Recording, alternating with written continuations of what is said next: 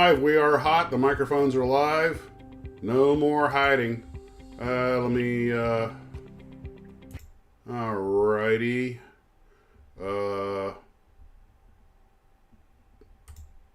Okay. Why is the video capture device okay? Interesting. Well, this is probably a better show without my face, but web. Oh, because yeah, it helps if I open the little flap. It does. I was having some snacks before to hold me over to dinner, and I didn't want to accidentally air myself, chewing my cud like a cow. Well, hello, glue troopers, and welcome to another Scintillating Max's Models live stream. And to answer some questions, this T-shirt was given to me by my nephews, Santiago and Agustin, and it's from Grunt Style. That's the name of the company that made it, and they have a whole lot of other cool stuff. So they saw that and they thought of me, and I was like, all right. I actually posed with some other devices, but I figured I didn't, so easy to get canceled on YouTube. I just stick with the phaser. I was able to read the shirt. That's pretty good. At first, I thought this is the motto for Godzilla, but then I realized it's also the motto for Captain Kirk, so the phaser worked. By the way, Steve, did you get that video I sent you on Godzilla Kills You? Yes. Was it not hilarious? Yes, it is. It is absolutely if I thought I would have grabbed and put it in the description below, but there's a fan film that is surprisingly well done, How Godzilla Kills You, and it's just a bunch of point of view of people getting stomped, squashed, burned, whatever. And he made more than one. That was just one of the first one. Anyway, so guys, I didn't have actually. I threw some stuff together here for tonight to get us started, but we'll probably wind up doing other things. Excuse me. But a couple of things to kick off with, not entirely model related, but I thought you guys would find cute was, you've already seen that. So I had my blondest of blonde moments a couple hours ago. My wife makes this thing called Punch a Crema on the holidays, which is sort of like an eggnog with rum. And I see this on the table. And guess what I asked her? Talk about a blonde moment. I literally looked at what you're seeing here and went, are you done yet? Are you done? Are you done with the rum? And I'm like, let's take a look at this picture. It might be a little while before it pops up for you guys. But do you have it yet? Yeah, I see it. Okay. I looked at that and asked her if she was done with the rum. Like, the bottle isn't even open yet. Talk about a blonde moment. Are you done with the rum? Because I was standing by she just stood there and stared at you. Kind of. The look she gave me was worth $1 million, but I was like, because I was standing right next to the to our little stand-up bar, and I thought, we were putting stuff away. I'll put the rum away for. Oh, you done with the rum? So I can put it back up. I'm like, yes. I always stand around with a half dozen empty bottles, and a corked bottle of rum. She married a Why genius. is the rum gone? Not the rum, the shade, the food, the rum. Why is the rum gone? The best line in that movie. There'll be no living with her after this. So rum. So I wandered over to Ian's today. We are planning the live stream probably the same time on Christmas Day, 7 p.m. East Coast, 2400 Zulu. So I'll show up there around 6:30 and start getting everything set up. Is that because he's going to be closed? Yeah. So I go there today, and this is a 1/72nd scale P40. I think this is one of Brett's builds.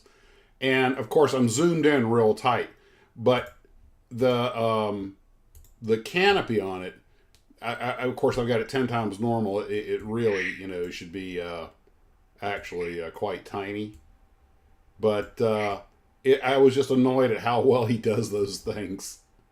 And that is well done for 1/72nd. 1/72. I thought I had the picture in here of my finger. Nice. That canopy is the size of my fingertip, you know, and I was just kind of like, yeah, paying attention to detail. That's what matters. So I thought I. And you're not getting a picture yet? No, I'm getting. Yeah, I see it. Well, I'm getting is the thing with you and the Mustang, you know, the rendering. Wow, you're running a big it. delay. Well, That happens, I keep seeing though. pictures of cats flashing up there. Yeah, that's the next photo. We're going to talk about that in a second. So anyway, I just thought, I was like, I took a picture of that. I was like, I'll talk about that tonight. Because, I mean, the decals are nicely settled. He does a beautiful job on all his models. But I was like, it really ticks me off that he can get these crystal clear canopies on such a tight scale, and they hold up so well even when you look close. So, yeah, the deal with the cats was my sister asked me to go over to her house and feed my other sister's dog that's visiting. And the cats were on, like, dog patrol. They're up on the grill. I don't think I've seen two cats that have been less concerned about anything. They, even when I went up to, like, try to pet them and everything, they hardly moved. They're like, are you two still alive? And when I tried to leave, the dog, which I took it outside and let it go do its thing, spent about half an hour petting it, playing with it, giving it treats, fed it dinner. When it came time to leave, I got literal puppy dog eyes. Like, don't go. Don't leave me behind. Please, I'll be good. Made me feel so guilty, but I had to go, come get ready for the live stream amongst other things. So this is what I had to say no to and break away from so I could come get set up for the live stream. And red rum. red rum. But it's such a sweet dog and everything. But I'm sitting there staring at these puppy dog eyes just going, I've got to look away. Have to break the mind meld. But that's Grayson. that's a cute dog. Oh, Grayson's a super sweetheart. And he's getting old. But he's sat there staring at me like that, and I start to get out of the chair, he starts to wag his tail. Like, oh, come on, stop it. He knows how to play the doggy guilt card. That's his where's my treats look. Oh, he had eaten all 5 of them. And he definitely was looking for more. And he patted me down, make sure. Oh, he put me up against the wall, patted me down. Where the rest of my treats look? Yeah. He gave me the whole TSA treatment when I tried to leave. So anyway, but sweet dog, and the cats and him get along okay, even though they weren't sired together. They leave each other alone. So I did finish the Boba Fett. That is actually, as you expect from Bondi, it's a very good kit, and it goes together like any Gundam. I was surprised at all of the decals. A lot of the detail is decals, but so some of the decals, even the dents in his armor are decals. So I elected to paint some of the detail because some of those decals wouldn't lay down properly, even with my micromark. But plus they just look better if you painted them. And of course, it's got the exposed joints like any Gundam does, but it's still a good kit. Everything fit very, very well. You guys will be seeing more of this on the next viewer's build. But I just wanted to... So I did get some modeling done today, but it's always nice to get one on the shelf. Some people argue that it's not real model building because you don't have to use glue. And I did not have to use any glue on this thing except where I accidentally cut the scope off because I thought they were 2 separate parts. They are not. Warning. But minor detail. But anyway, looks good up there on I got him on the general sci-fi shelf, which is where all the Star Wars, most of the Star Wars stuff is at. And it looks real good. That was a gift from a glue trooper because I wasn't going to buy one because they're so expensive. I guess it was a gift from a glue trooper. Mm-hmm. And if I would make some notes, I could always give people proper credit for the stuff they send me, but it was for me. Oh, oh, okay. His memory is great, isn't it? Yeah. You think Hey, guys. Thank God he doesn't have to follow maps while he's flying from memory. I would remind you, I would remind you that you are talking to the guy who asked his wife if she was done with the rum. That's true. And you haven't had any, which made it even worse. Well, thank you, Steve. That was excuses. that was an excellent kit. And speaking of kits, I have told you guys on many occasions, for those of us who can remember the first kit model we ever built, which is going to be the first real kit model subject for the night, other than the Boba Fett. On several times we've all talked about the first model we ever got. And I've told everybody, with me, it was a bagged blue Spitfire. Pretty sure it was the Airfix BTK Spitfire. But I'm finally starting to get back to doing a few kit history videos, which is, how this whole thing got started. Kind of go back to our raison d'etre. And why, because of the mistake I made about this Hobby Time kit that we're going to talk about in a little bit. But then when I was doing it, I found this bagged Hobby Time Spitfire, which is the same, but roughly the same scale and everything. It looks a lot like the BTK Spitfire, which was one of Airfix's first kits, and I think the first one I'd ever built. And to be honest with you, although I seem to remember the Spitfire being blue, but mind you, I was like 6, 7, 8 years old, I'm not sure it wasn't the Hobby Time kit. I remember it was a bag Spitfire. That much I do remember. I didn't know how to use water slide decals, neither my grandmother, so she wound up cutting out the decals and we taped them on the model. Oh my God, did it look terrible. But it kind of rattled me a little bit because I'm like, for once I was finally confident of something. Hey, I remember the first model ever built. And now I'm like, or was it? And it's not really an important thing, but it's one of those things that's part of your personal history, and it's kind of nice to know. Maybe it wasn't blue. Maybe it was silver. Makes you think, man. Kudiko said, went to Ollie's yesterday. A Mach 5 followed me home. All of $11. Yeah, I saw a Mach 5 when I was there. The Mach 5 would be a really good kit for kit bashing also. I mean, it's got such a futuristic look by design. Put some wings on it or something. Make something really cool. I mean, like tail fin. You could kit bash that for a sci-fi easily. If I owned a hobby store, I would be at Ollie's every time they got a kit shipment, because what you could buy it for retail, they could double it, and it's still making money, and it's less than what it normally costs, and it's cheaper than what they pay for it from the distributor. Steve, you're making me want to say something, but I was kind of told not to say it. So you guys could do the math on that. Let's just say you might find a lot of the same kits at a local hobby shop, and that's all I have to say about that. I had that discussion. Yeah. Hey, man, whatever. Oh, by the way, speaking of which, I already mentioned I am planning live stream 7 p.m. Christmas evening. That's East Coast time, 2400 Zulu. I know for some of you guys that's an awkward hour. It's the best I can do. I got family obligations. Ian's going to be in the shops because he doesn't have a family, so he's going to be there working. So I'll come over about 6:30, everything's set up, so around 7 o'clock we'll kick off. Steve, are you going to be available, or Ken? Yep. Ken? Oh, yeah. Yep, Okay. I'll be available. Okay, and we'll probably set up like we did last time. Actually, Steve, Ken, Ian asked if you were going to come up for it. He seemed to be kind of excited. So I know you don't want to drive 5 hours for, Come on, Ken. You should go up there. Yeah, Ken. Come on, Ken. Sail up there. You could do it from the boat and then in the hobby store. If Ken sailed up here, his speed would be measured with a calendar.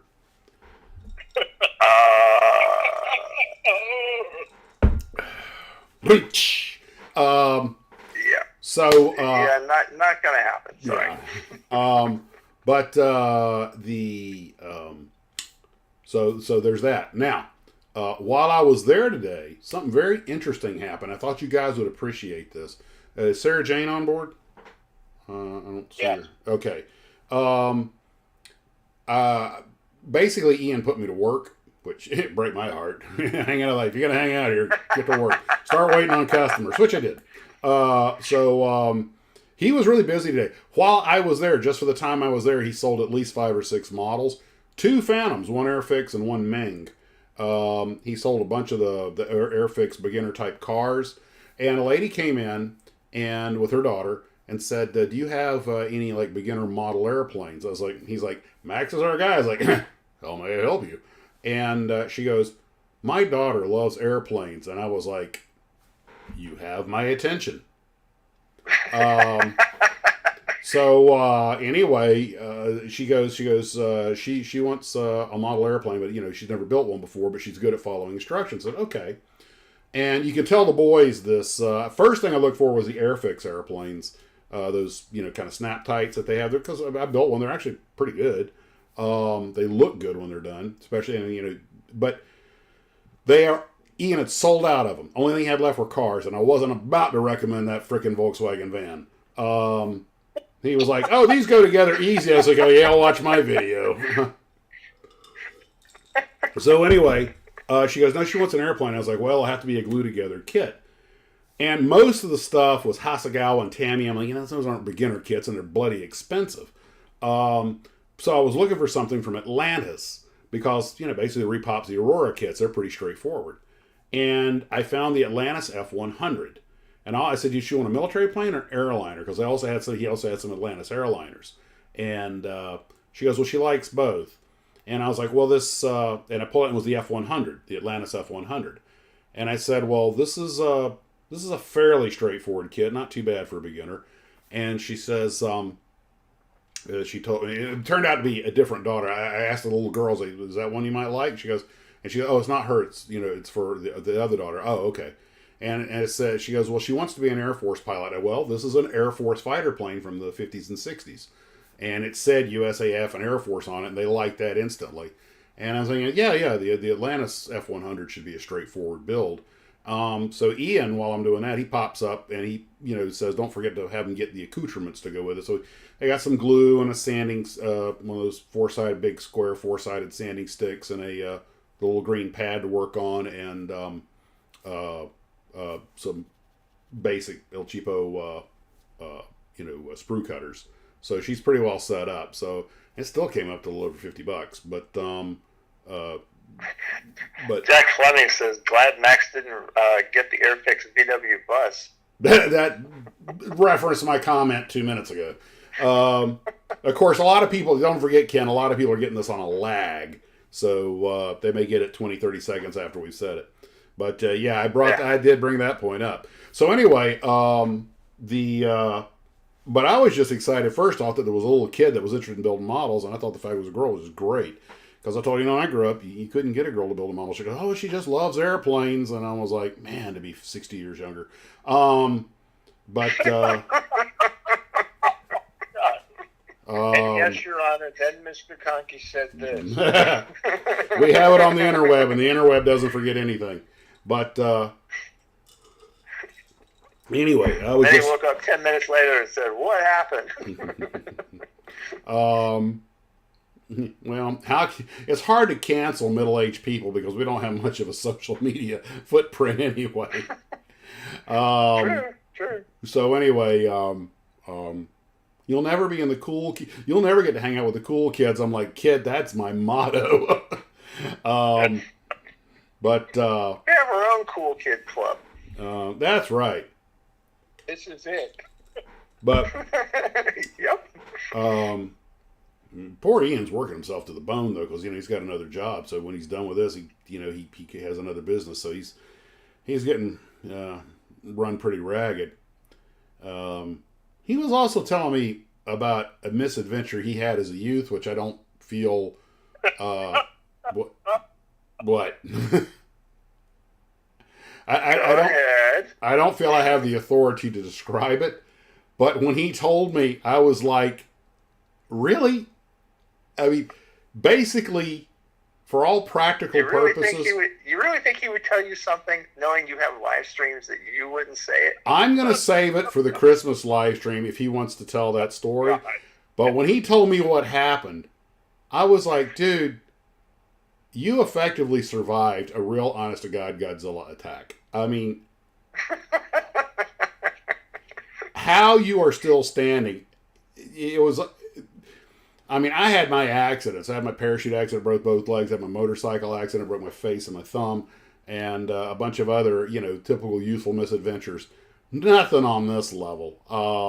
And I was like, how have I known you this long and this subject never came up before? Well, that's like my neighbor. Things are better left unsaid. Maybe. If he wants to tell it, we'll tell it on the Christmas live stream. But I'm sitting here just going, Ian's not the kind of guy to make stuff up. I mean, if he tells you something, it's straightforward. But you're sitting there going, how on God's green earth did you survive? How are you here? Basically, it just involved, let's put it this way, it involved gravity and electricity. And I'll leave it at that. Consider it a cliffhanger. So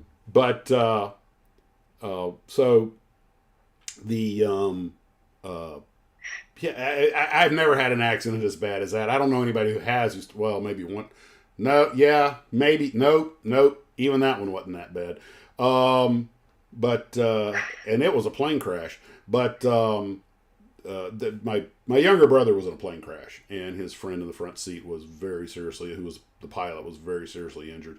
They're both alive, but this was actually worse than that, which I didn't think could happen and still have a pulse. But where was I? I was completely lost my train of thought, which, being blonde doesn't take a lot of effort. Talking about having a live stream at the hobby shop. I think Ian was saved by the Great Styrene River so that he could someday save Hurricane Hobbies. So, anywho, I'm sorry, Ken, what was I talking about? I think you were talking about doing a live stream. Oh, yeah. On Christmas night. Right. And you were talking about helping this girl, yes. kits for her. So I just thought it was great. I just thought it was great that a young girl was interested in building models. And, I didn't sell them any paints because we all know that's the messy part. I figure her first model, if she can just build it and decal it, that's enough of a win. And how old was this girl? I don't know, but I got the impression around 10. So hopefully I have not. Said, did it involve the phrase "hold my beer and watch this"? No, but the thing is, I went up and paid for it and everything, and I kept talking to the mom about models, and building them and everything, and it started dawning on me. I was doing that with like another guy came in, he bought a balsa, that Lancer, that bent wing balsa wood wind up Guilo's kit. And he goes, is this an easy kit to build? I said, yeah, that's a very straightforward kit, and it's a good flyer. Because he and his son was about 8 years old, and they wanted to build it to fly. And I was like, I do give you a couple of recommendations. When you get the frame built, give it a light sanding, mix 50-50 white glue and water, and just coat the part of the frame that'll touch the monocoat to seal up any anything in the fibers of the wood, so that the monocoat will lay flatter. Or tissue or whatever you decide to use. And it dawned on me, as people were coming in and buying models, and that because it was a holiday, so a lot of people don't build that many models, are coming to get gifts. I was giving everybody all these instructions and tips and tell them, look, there's plenty of DIY video or videos on YouTube. Check one out, a lot of great. And I realized I'm sitting there like the great kit model instructor, or giving all the sage advice to the neophytes who are coming in to buy models, and I loved every moment of it. And they all walked out and said, "What the hell was that crazy?" It dawned on me, Steve, that, oh my God, some of these people might think I'm a stalker. No, only the parents of the young girl. Yeah, it did dawn on me there might be a time just to walk away. And hold on, I gotta get the power thing plugged in here. As long as you didn't follow them around the store while they were looking at stuff. Well, let me carry this out to your car for you. It was not. I managed to stop myself before it got that weird. But I did. I was actually cognizant that, maybe these people will just like me to leave the station. We'll just quietly walk away. And I could sort of see in their mind they're just going, whatever you do, sweetie, don't make eye contact. Well, maybe there's a reason that Ian's only doing the live stream after the store's closed. Okay, I'm pretty sure that would be kind of entertaining to have it while it was open. We talked about that, and of course he won't. There's a lot of peril involved there, Ken. Yeah. Oh, plug it in the right place helps. Wow, the magnet on this thing really works. On the floor very soon. hold on. No. You know what? I can just lay this. No, it's got to be there to charge. Okay. Now I'll put that back here. Oops. Steve was mentioning earlier when I was talking to him that if people want to give you kits, there's plenty of room for them now. Wait a minute. Yeah, and now that your shelves are all clear. Ow! Too soon! He's a little slow on the uptake there. Thanks, Steve.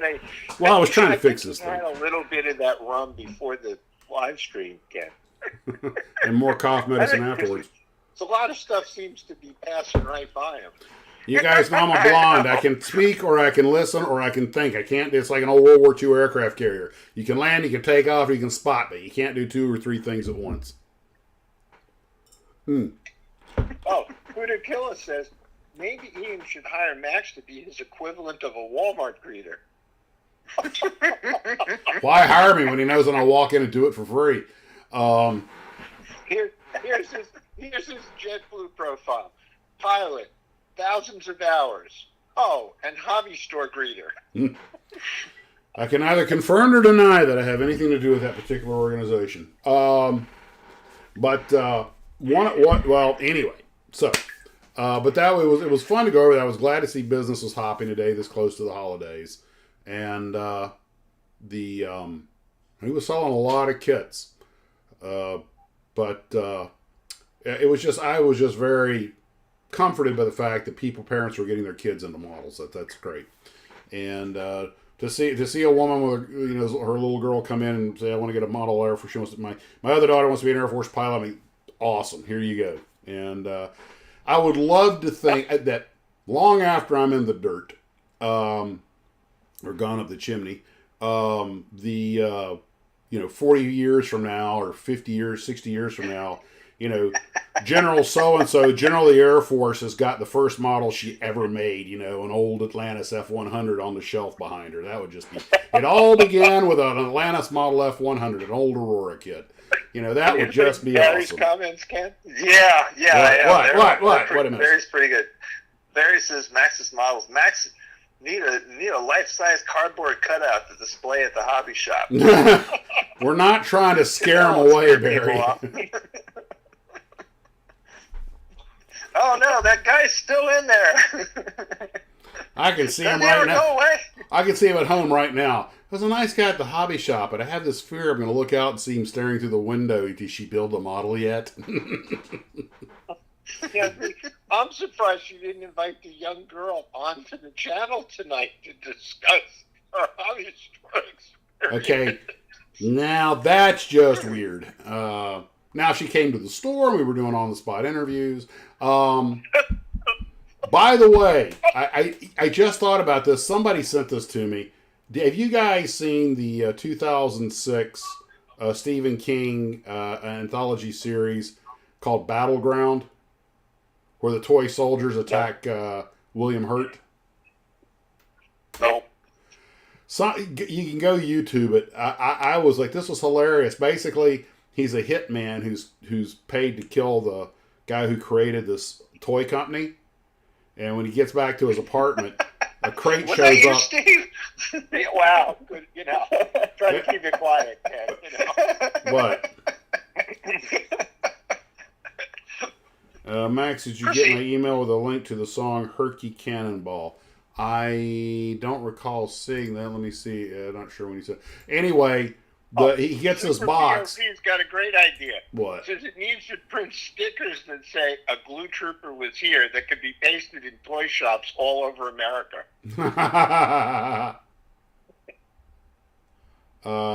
YouTube not permitting me to log in. I have a new email. Sorry if I missed the chat. New normal, I guess. That's Dennis. No worries, Dennis. I'm not seeing it. Maybe it went to the spam folder. No, the spam's empty.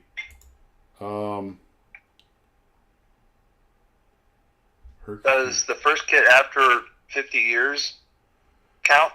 I'm not seeing it. KLS&C. Maybe it hasn't come through yet. So anyway, this video, this show they did in 2006. William Hurt's the hitman who bumps off this guy who started a toy factory, and he gets a box and it's full of little green army men and tanks and helicopters, and they attack him. You have to see it. I mean, I was like, holy crap, this is like Toy Story: The Dark Side. Have you had that experience, Steve? No. My models don't come to life if I'm in the room. We just throw them in the oven. Come on, every one of you has had the thought, do these things come to life when we leave the room? And Toy Story just picked up on that. So, I think it was Battleground, but Max, bad idea. I'm sure to get you on some sort of federal registry. I'm sure. I'm probably on a bunch of them. So, Sluggo said, "What's up with that shirt?" This is for my nephews. He must have missed the intro. Edward Bender says, when Max retires in a few years, he already has a job. Or he has a job ready. I tell you, this is I don't care. It's the motto of every character ever played by Jean-Claude Van Damme, John Wick, Godzilla, or Captain Kirk. So anyway, the boys saw it and thought of me. So while I was doing the video research for the Hobby Time Model Company, which I learned was its own sort of its own company. It was a branch of a company, but I thought Hobby Time was just contracted, but it wasn't. Apparently they cut their own molds, and this was sent to me by Mr. Johnson and along with a bunch of others. And when I first saw Hobby Time, I thought, oh yeah, I think they repopped old Strombecker kits. No, I was completely wrong on that. And it turns out that one of the things that caused the confusion is this. This is a model of the Bell XV3, and Glencoe, originally Strombecker, now Glencoe, make a model of the McDonnell XV1, and both of them were attempts at high-speed rotor wing aircraft, and it causes, even amongst aficionados, it causes the occasional confusion. What are you laughing at? Limerick Crazy says, what doesn't kill you gives you PTSD. I got PTSD from killing the thing that gave me PTSD. Anyway, the XV1, which obviously came out first, thus XV1, came out in the early 50s, and the XV3, which was a tilt rotor, came out in the late 50s. And I'd always wondered why these things didn't take off, because they seemed like really good ideas. And in fact, they were. The XV1 was actually, that flew like 600 hours, I think accident-free. And it had some potential, but the Army, and of course it was piston engine. This is before small turbines were available. And the Army was like, it's a neat little, it works, it's fast, but helicopters were getting better and better and better. I think the first turbine helicopters were coming online or close to it. And they were like, for the additional complexity, it's just not worth it. It's only 20 miles an hour faster. Now, had it had a turbine engine, it could have gone way faster later. Thing did. The XV3 actually was tested for a few hundred hours, but they developed something called rotor whirl, which is basically the aeroelasticity of the blades. They didn't behave properly because both of these aircraft, the concepts were ahead of the material and propulsion that they needed to make them work. Now, obviously, the XV3 idea was not forgotten because it indirectly led to the V-22 Osprey. But the Osprey has all these exotic materials that make up the rotors and everything else. So, of course, it can handle loads. The equipment they had back in the 50s, the metals and the, stuff just couldn't handle it. But these two kits have caused some confusion because a lot of people, oh yeah, that's just a repop of the old Strombecker kit. And no. Hobby Time made their own mold, apparently. I couldn't find anybody else that made the stuff that they made. So, and I'm going to do the history video on the Hobby Time, but they were part of another company that made a lot of model railroad stuff. They lasted about 20 years, and I wasn't really that familiar with them. And this kit that Larry sent me is I think the first time I've actually held one of their kits. And we can take a quick look at it.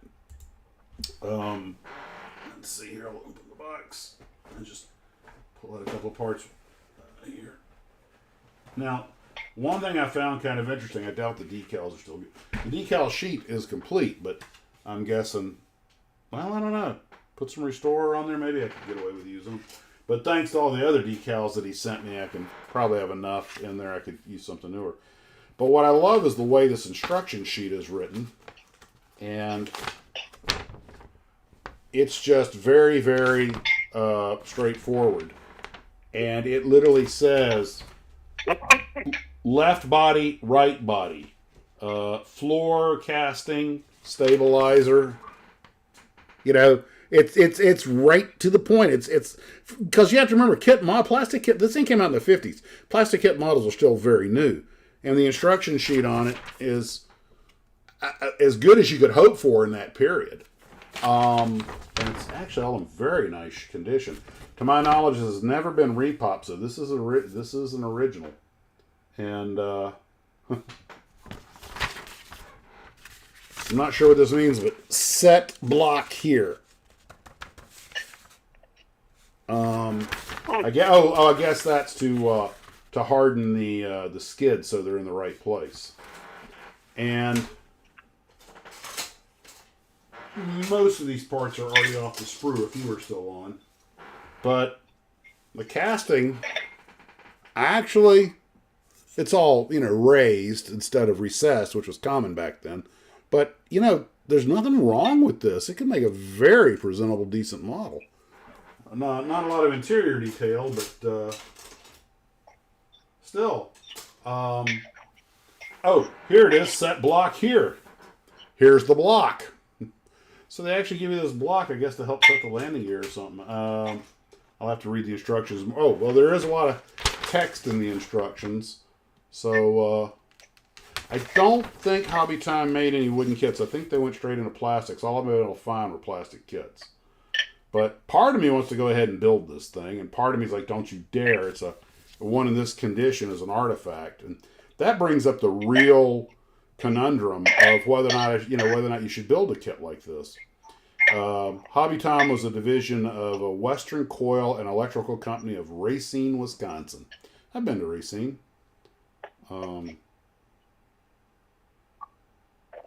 Photo of actual model made from this kit. There is a forthrightness and an honesty about this kit that I just like the way they did it. Okay, who's doing dishes in the background? Not here. Anyway, kit number 901. And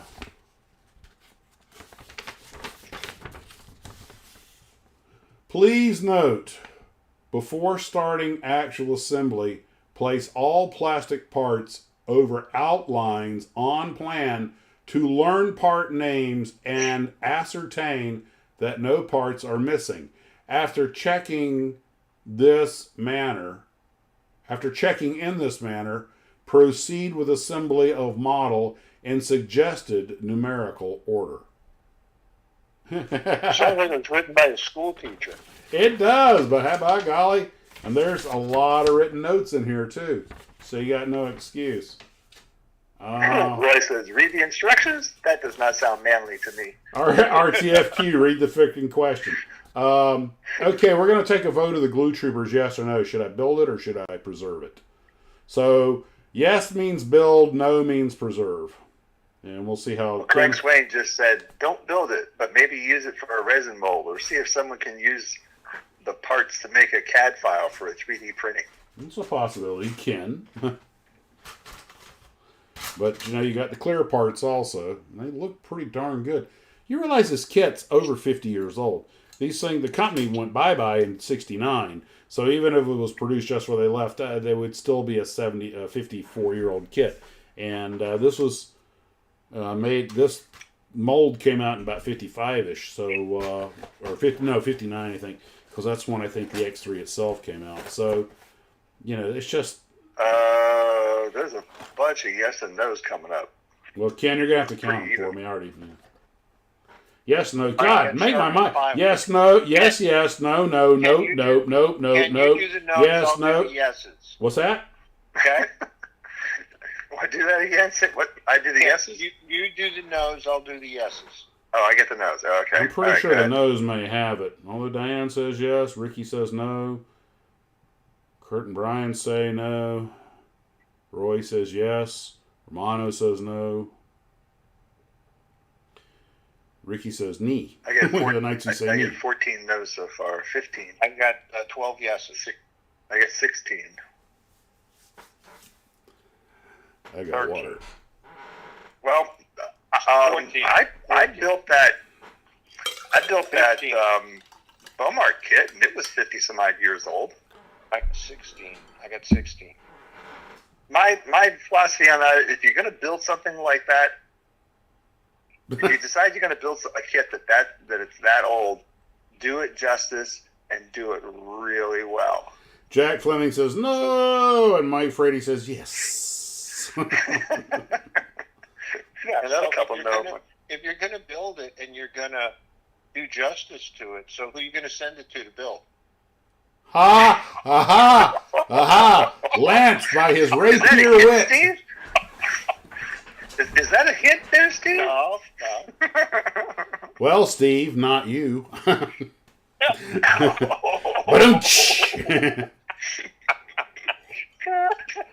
You know what, though?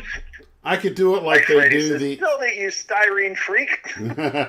I could do it like they do the patterns. Use a temporary glue that that doesn't it's like that white glue I've got that's for canopies for when you want to paint a model, but then it comes right off. You just pull it apart. Doesn't permanently. So you're getting bubble gum tomorrow at the store. It's basically liquid bubble gum. Yeah, and Lance Ravel makes an interesting point. He says an unbuilt model never reaches its potential. But this is Schrodinger's kit. Right? Right now, if you destroy it, you're never getting another one. This exists in two states at one time, both as an artifact and as an unbuilt kit with the potential to be built, yet also as an artifact to preserve history. So this model, right now as I hold it, exists in what's that theory, Ken? That physics theory? Superposition.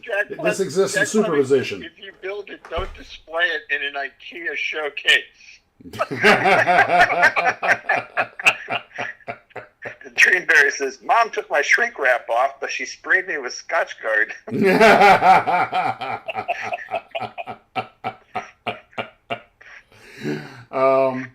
Yeah, I have the same problem with both of these other kits. This, of course, is the Ravel Caravel. That just never gets old saying that. It's the Ravel Caravel. That our good friend Mike Mishat has talked about the artwork, the Jack Linwood artwork several times. And as you guys know, that Caravel in the very, very background of the T-tail, you look under the airplane, it magically doesn't have any wheels. But another Jack Linwood, another one of his clever cheats. But this is another one, and this kit the box is in okay. I mean, it's obviously tattered. I think 60 years old. But the kit's still in the bloody plastic. And I mean the sealed plastic. I'm popping a time capsule if I open this thing. Fortunately, I got that other Caravel. So, again, I want to build it and I want to preserve it. So, I'm sure I'm not going to build it. It's going to go on the shelf behind my airliners just like this. You know what I might do is I might pose it. And we've all done this with where was that kit? Where was that kit made? It's Ravel. It was made in Venice, California. Oh, okay. So if you open it up, you're going to let the California air out. I already did. Hey, hold on. Oh my God, Ken! I'm smelling 1966. I swear to God, this smells like my grandfather's cigarette butts and the inside of my grandmother's old Chevy. God, man, a smell like that can take you back. Oh. Back to childhood. It's Old Spice and car gas. Hell yeah! And Chesterfields, by golly, men don't smoke cigarettes with filters. I ain't even going to tell you what we called filtered cigarettes in the Army, but you can guess. So, you guys have probably, a lot of you have seen Gerald Steele, the elderly gentleman who builds these vintage models, and I hope he gets a little more attention. What? The crowd says, Museum of Unbuilt Kits are also known as hobby stores. and Ian has picked up a lot of vintage kits lately from some estate sales, so he actually has a lot of vintage kits on the shelf. One of the things he has two of, which I don't think you know what? Hold on. Just hold that thought. Hang on. We're going to check something. He has the Star Wars Luke Skywalker and Yoda in Yoda's hut. Let me go to Scalemates. Yoda,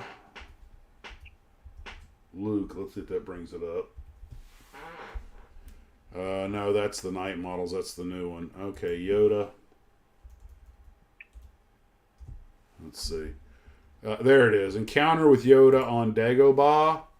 That's a more recent kit than I realized. It's a 90... No, it came out in 81 originally.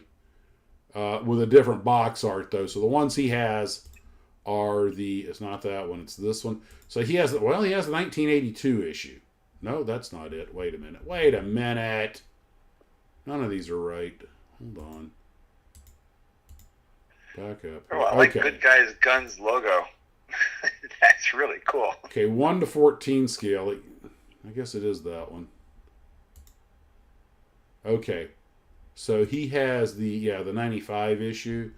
All right, let's just go to Evil Bay and get an idea. Okay. Encounter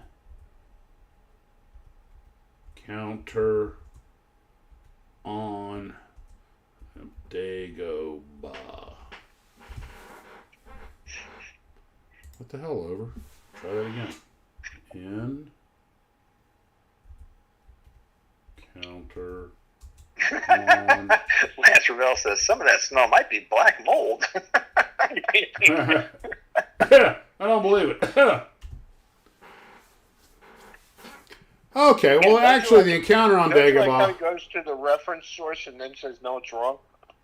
Okay, I'm looking on eBay. There's a couple of them around $30 to $35, so it's not that expensive a kit. But he's got a couple of them there. Of course, you got to pay... Good God, one guy wants $30 in shipping for a $30 kit. Well, that way he makes sure he gets his money back. Yeah, that's an old scam. But the nice thing about that is you're not paying sales tax on the shipping. Well, Caleb, I think, was thinking about maybe doing me a 1/48 scale 3D printed Yoda, like, oh, whoa, so I can do the F-106 crash scene on Dagobah. Anyway, this Strombecker kit, other than this tear on the corner of the box in surprisingly good shape. And I was talking about Gerald Steele, and a lot of you guys have seen him, the elderly gentleman who builds these old kits. He has a very, very basic YouTube channel. I love the fact that he's just building these old kits, the old Strombeckers and stuff, and just, I don't know. There's something so honest about his channel. I love how simple it is. Doesn't have a lot of subscribers. Gerald Steele, and if you guys go out and give him some likes and a little love, because he's doing some fun stuff, some good stuff. But anyway, he built this one recently, and this is another one that I'm not sure I want to build, just because, although there are some blemishes on the box, it is still in pretty good shape. Oh yeah, Grandma Chevy. Or actually my great aunts. The kit appears to be complete. The decals are not probably, well, I don't know. They're probably not usable. Well, there's another way of looking at it. Mm-hmm. If you keep the kit in a box, who's going to enjoy it? Just you. But if you build it, everybody comes to your house to see it, and when you show it on your channel, everybody will get to enjoy it. Well, Ken, what I do is, what my plan would be, if I can find the shelf space, is display it something like this, so you can see the actual kit, and have the decals out and everything also, so that it would be where you could see it and sort of enjoy it in its own way. There's This one is okay. There's a little issue. Look at that wingtip all curled up. Oh, wait a minute. They're both that way. Oh, maybe they're supposed to be that way. Okay. No, it's not. Okay, it's not deformed. That's the way it's supposed to be. Because there it is with the top. The more crazy says, wash the parts first if you're going to build them. Yeah, these old ones especially. Yeah, absolutely. And you got, God knows, 60-year-old, 50-year-old mold agent on there. And, little flash there, which you would expect from one of this vintage.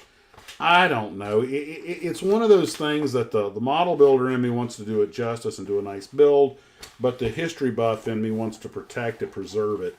And it's a tough call. As like I say, these three kits all exist in superposition because right now all three of them are both kits to be built and enjoyed and artifacts at the same time. They exist in two states at once. And I've really got to quit watching reruns of The Big Bang Theory. Bill Campbell says, I counted 32 yes, and there were 29 yes votes. What was the total again? What was it? So it's 61 yes. Wait, how many to what? According to Bill, there were no yes. There were no votes. What are you voting in Georgia? It's like voting in Chicago. Do it early, do it often. That's right. But again, thanks to Larry. Larry. Sarah Jane says you can always build it and put it on the shelf, and then in a couple of days it'll be back to kit form. Pardon me. I'm going to go off in the corner here and cry. Wait for the mail-in votes to arrive. I'll tell you what, you don't realize how treacherous the life of a kit model is, especially if it's got antennas or nose pitos or something. The more you detail... I actually saw an article in Fine Scale Modeler some years ago where a guy who goes a lot of shows was showing you how to harden your models against damage. And he was building like a Hasegawa or like an Oscar KI-43 or something. And he was showing he puts wire rods through everything and fills the insides with foam and all this stuff to make them robust. And I was like, man, I'd be happy just to be able to build one that looked that good. Never mind making it bulletproof at the same time. But there is an inherent risk with kit models. They're easy to break. Go ahead, Steve. What do you Herman says I counted 10,774 no votes, so that settles it.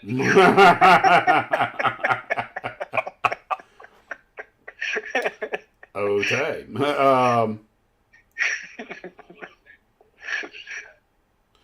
Lance says Somebody voted a little bit too often. I was stationed at Griffiths when the Cornfield bomber came to the 49th fighter at Griffiths. I actually saw a diorama of the Cornfield bomber, and I'm sure most of you guys know that there was an F-106 that the pilot got in a situation and ejected, but when the canopy, the pilot, and the ejection seat left the airplane, it corrected itself and belly landed itself. Don says Herman works for the DNC. Yeah. But anyway, the Cornfield bomber, once the pilot left, made a perfectly good belly landing. But it wasn't out of fuel. The engine was running. When the sheriff got out there, they found the engine running, and they called the Air Force, asked them what they do. They said, just let it run out of gas. The airplane was put on a truck, taken back, put back into service. It actually wasn't that badly damaged. And it is the one that's on display in the Museum of the United States Air Force in Dayton, Ohio, at Wright Pat, to this day. That is the Cornfield bomber. Speaking Nathan of, says, the easy part is building a model kit. The hard part is keeping it in one piece. Yeah, I have proven that. Technically speaking, I don't think the math quite works on this, but technically speaking, I may have destroyed more models than I've built. Because some of them have been damaged twice. So on purpose or accidentally? Yes. But Mason says the votes did not take into account the electoral college.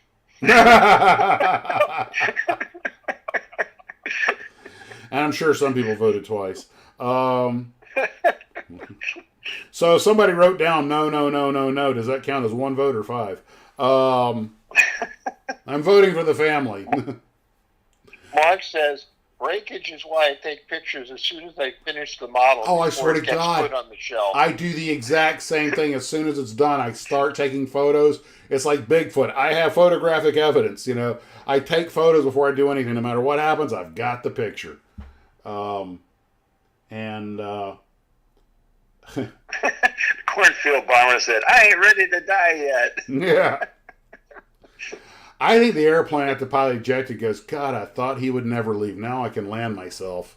The crowd says trusting an election process means you still believe in Santa Claus. Yeah. What is that old phrase by Stalin? He who casts the vote decides nothing. He who counts the vote decides everything. God. The pilot that ejected later got to fly the Cornfield bomber again, this time in pre-flight. He was told not to screw it up like you did the last time.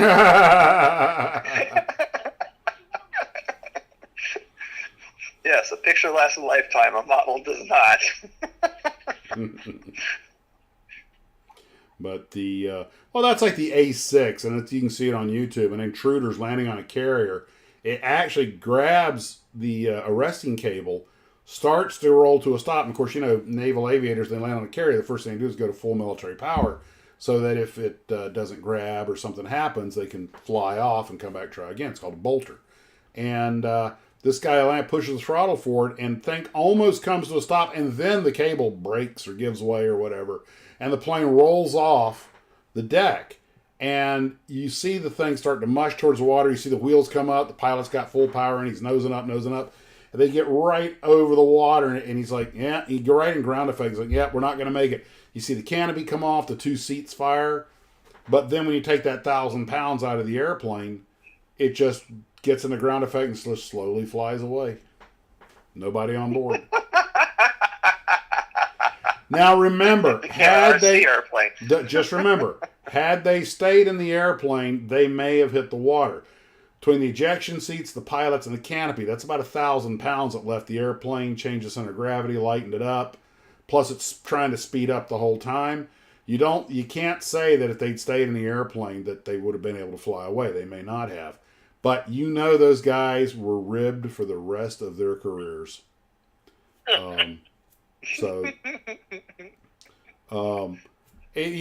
Flying airplanes off of aircraft carriers is inherently dangerous, so things are going to happen. And I remember when the U-2 pilot, Deke Hall, told me that he was flying his U-2 and he'd just come off a tanker, and they asked him to pull up on their wingtip. They wanted to get the co-pilot wanted to get some pictures back, when cameras actually used film. And so he goes, fine. He gets on his wingtip. Now, he's just over there watching the wingtip and station keeping on the wingtip, moving the throttle and moving the control yoke as necessary. What he didn't realize was the tanker pilot had started a turn. So Deke, to stay on his wing, was speeding up to stay on his wingtip. And he said, hey, can you do a breakaway maneuver just so we can get some dramatic pictures of the U-2 standing on a wingtip and turning away? He goes, sure. But he didn't check his speed. The thing had sped up. And when he pulled the breakaway, the wings folded. Because the U-2 is a very delicate airplane. And both wings folded up like it was parked on an aircraft carrier. All the fuel he'd just taken on came out in a big white spray, so the only thing the crew saw was this giant white mist. They thought he'd exploded, and that's what they reported. While he's trying to fly the airplane, finally he looks around and realizes he doesn't have any wings, and he ejects. He lands safely, calls the airbase. He found his way to a phone, because before the day of cell phones, kind of very Tom Cruise at the beginning of Top Gun Maverick, and he calls the airbase and tells them, hey, I'm alive, I'm here. And they're like, oh, God, we thought you were dead. And I was like, you didn't get court-martial for that or something? And he was like, nah, it was the 60s, man. We just wrote those things off as training losses. It happened all the time. Now, I will guarantee you, if somebody did something like that today, and I'm not even exaggerating, it would be a congressional inquiry. And just a difference, 50 years makes. And but anyway, and speaking of it, speaking of experimental aircraft and things, I'm showing you a picture What? I got something I wanted to say. Somebody, the crowd says gravity and carpets, styrene, violent enemies. And Tom Fox said, gravity hates models, entropy always wins in the end. What is it Sheldon said to Amy? We'll stay together until eventual decay and death. Entropy, decay, and death. Great way to look at things, Sheldon. This little thing I have up in the corner here is the XT40A engine, which is a pair of Allison XT38 engines or T38 engines basically bolted together. Now, this, you guys are probably familiar with the airplane, the Sky Raider, the old trusty dusty Vietnam, Korean War era slow-moving bomber. Single engine, Navy, carrier-based. Air Force used them as Sandies. Well, in the actually starting as early as 43, the Navy wanted a turboprop ground attack airplane. So Douglas, without reinventing the wheel, said, hey, what if we put a turboprop into a Sky Raider? And that's what became the A2 Skyshark, which you guys may be familiar with this airplane. And if it looks like a Sky Raider, that's because that's kind of what it was based on, although it is not a Sky Raider. Although this is one of the more interesting projects, and we're going to talk about the kits and everything here in a bit. This airplane, if they had gotten it to work, would have been awesome. Okay? So basically, it is an overpowered turboprop Sky Raider with contra-rotating props and two engines going through a gearbox to the two props. All right? Now, what I'm disappointed to say is that none of the major companies ever made a kit of this thing, which I think is just an awesome looking airplane. There have been a lot of kits made by resin manufacturers. There is one being made now by one of the Ukrainian companies, but most of these are resin kits. And I think they missed a great opportunity here because the Skyshark, it came so close. They were just a little ahead of the technology. Now, as I was doing my research for this, because I've always thought that that was an airplane that just looked awesome. And I think the Ukrainian kit may be the only styrene kit. That's the one on the bottom left here, I believe. The rest of these, Mach 2 is that weird resin plastic stuff, Rareplane and Merlin Tools, and I don't know about that. This one that says Douglas Navy Skyshark on the upper left is actually from the 50s. It may be a wooden kit, I don't know. But I forget which. Hold on, let me see if I can zoom in on that some more. I forgot which company that was that made that, but it's Ukrainian. Anyway, but it's just a cool airplane. And as I started doing the research on it, and I was like, how come they never adopted this thing? Well, basically, they were never able to get the gearbox and the engine to work reliably. And it did kill one of its pilots. When I was like, I had to do a little digging, but it turns out that those two engines that run through the gearbox that turn the props, a naval test pilot, a very senior one, a commander, I think his name was Woods, was having problems. So he came into land, and the right starboard engine failed. Now, that in and of itself shouldn't have been that big a deal. But, remember I said it goes through those two engines go through a gearbox? Well, it turns out that the gearbox did not declutch like it should have. It didn't release itself from the prop. So the working engine had to turn both engines and the propeller, and the props failed to go into feather. So you wound up with the airplane with the bad engine driving, being driven by the good engine. And if you look at this picture, behind that big round thing behind the two propellers is the gearbox, and you can see the intakes and the exhaust and everything. And just to give you an idea of what the there you can see the two propellers separately, and there's the two engines. But let's get down to the that's kind of your power egg right there. You can see the two propellers, the gearbox, the two engines, everything clustered as a unit. And since the starboard engine didn't declutch, and the other engine, it got dragged, all the power got dragged down instead of going to propeller, especially since they didn't feather. It went to trying to, through the gearbox, run the other engine. And the guy lost airspeed. It got a real bad sink rate going. He tried to land it, but he just pancaked into the runway so hard it was fatal. A real tragedy. And it was they were just pushing the technology too hard. And then they kept testing the airplane, and then another accident happened. This thing had like twice the power of a conventional radial engine Skyraider, like 4,000 horsepower. That's why they had the contra-rotating props trying to capture all that energy, all that power. And a guy was doing a dive test, and it ripped the props off. He said he heard, that'll get your attention. well, he said he heard a loud pop, and he looked up, and he wasn't looking at the propellers anymore. They just weren't there. And they found them laying out in the desert. So I guess he dead sticked it in, but this is why they test fly this crap out over the desert. So the airplane, So obviously, you find the pieces. you'll see it in a second. They actually found the two propellers together, all twisted up and just laying in the desert waiting on them to come pick them up. And it just overstressed the airframe. It was just too much power. Remember, all this was new. I mean, this is all test work. And there was an earth-shattering kaboom, and then there were no propellers. But that being said, though, I still think that it's an awesome-looking airplane. I've seen some models of it at like shows and stuff. I wish someone else would make a nice styrene model of it. I just think it's a cool airplane. It was a great concept. It was just ahead of its time. If they had, and now the funny thing is, in a weird, twisted way, and it's a little bit of a stretch, but the idea never completely went away.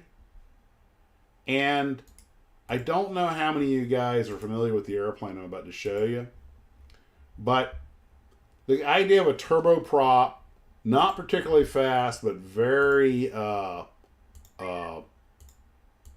very heavily laden with weapons kind of airplane is never really completely went away. I mean, we had planes like Puff the Magic Dragon, the C-130s. We had the AC-130, but those are kind of a different thing. But, image, okay. But, oh God, I gotta quit doing that. Okay.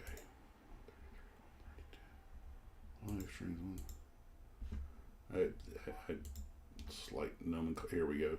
Hey, here it is. You might say the idea never entirely went away because now they have got this thing called the Sky Warden, which, although not exactly the same concept, is kind of close.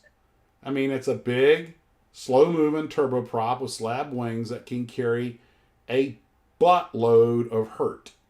And, of course, it's got all kinds of sensor pods and everything else. But it's like we never completely gave up on the idea of an overpowered, slow-moving turboprop attack airplane. And it's a shame It's like that an air tractor. it's what it is, what it started life as, one of Leland Snow's air tractors. And somebody said, hey, for certain parts of the world, this thing's perfect. Since it's not carrying any chemicals, all that, because it was made for heavy lift and tight turning and operate out of tiny strips. So it was a natural follow-on that, hey, let's just take the hopper out of it, jam it full of sensors and weapons and everything. And the Sky Warden is it's a sky truck, basically. It is a platform that can be used for surveillance. You can, carry a ton of fuel in the thing, so it can stay up for a long time. It's got a bulletproof, reliable engine. It's easy to fly. You got to think some guy went to the Air Force Academy and ended up flying one of these things. He thought he was going to be burning a hole in the sky in an F-16, and they put him in a crop duster. Which, personally, I would think would be a hootenanny. But, great ideas never go away. They just change manufacturers. But if they could have gotten the A2 to work, the A2D to work, they would have, like I say, the airplane was just ahead of its time. That was its only real sin. It was conceptually sound.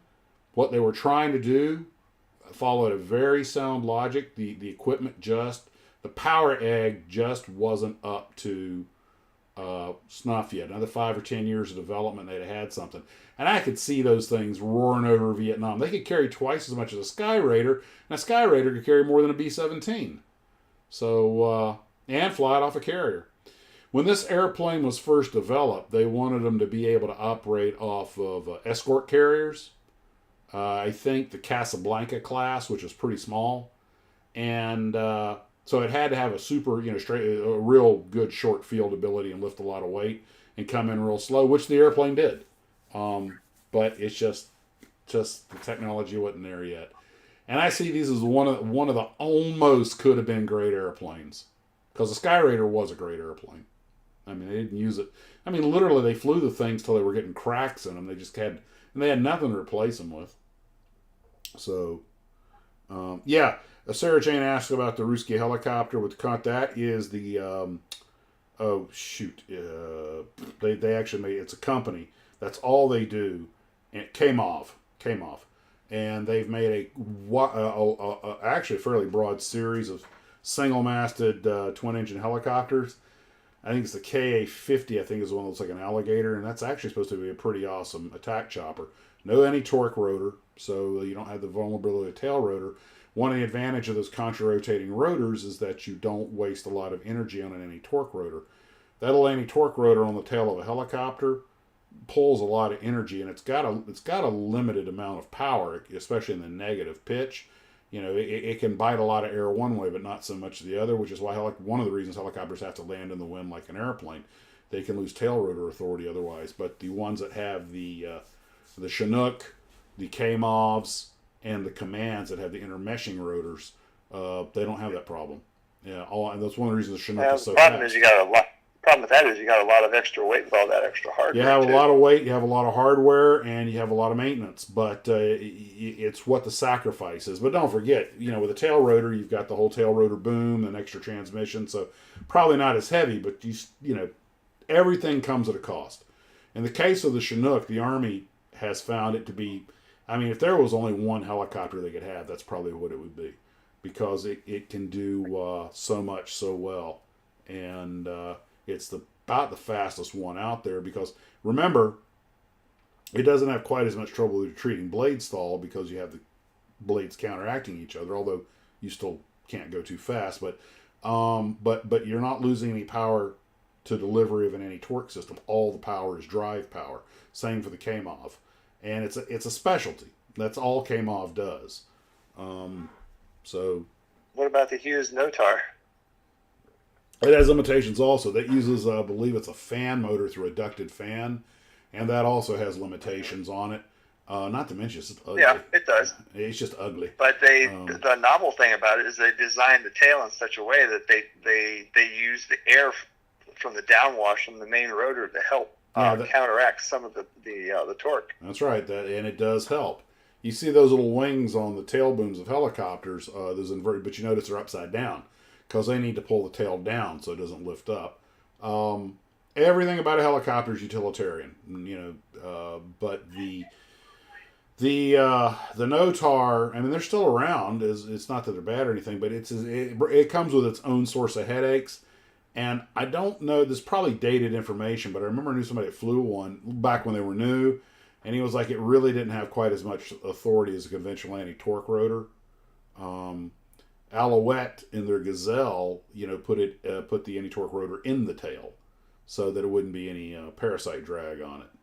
And it gave it some protection, 360-degree protection, helped keep people from walking into it. It was a good idea. So one they used, the Blue Thunder has it. It was built off a Gazelle, so it has that rotor in the tail. But now they've got this new thing, Sikorsky's. Didn't the Dolphin have that embedded tail rotor too? I believe it does, yes. But the hot ticket now you see is the Sikorsky, I believe it is playing with the contra-rotating rotors and a pusher. Very somewhat reminiscent of the old Cheyenne that had the pusher rotor.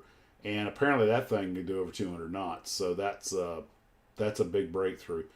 But the Osprey can do, I think, 250, 300 knots when those blades are turned down, if it really tries, because it turns into an airplane.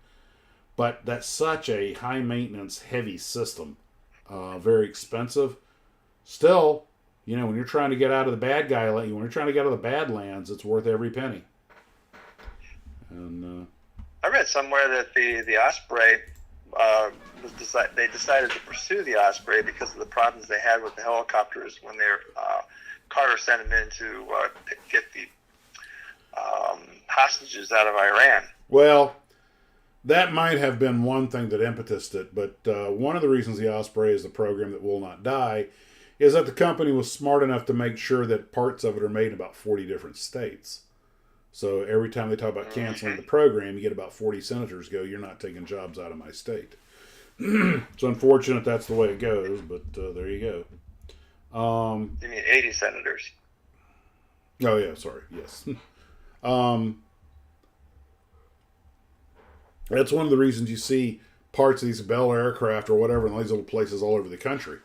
They want to spread it around. The companies aren't stupid. They know no senator wants to lose 500 good paying jobs in his district, or a representative wants to lose those in his district. So you're always going to have people that are going to fight for you, keep the military dollars flowing in.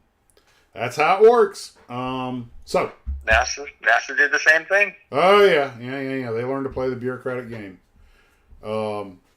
Next to the IRS, NASA may be the most, by definition, bureaucracy that in the whole thing. They got that down to a science.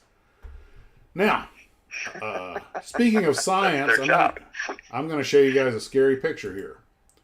I'll give you a few seconds to identify these airplanes, which most likely you won't be able to because they're not real. And what somebody sent me this, and what it is an AI-generated World War II airplane. I don't know what I don't know what data they put in, but this is what the AI spit out. And it's like, actually pretty convincing looking. So it makes me think that, you can punch something into AI and get a pretty interesting idea for a kit bash.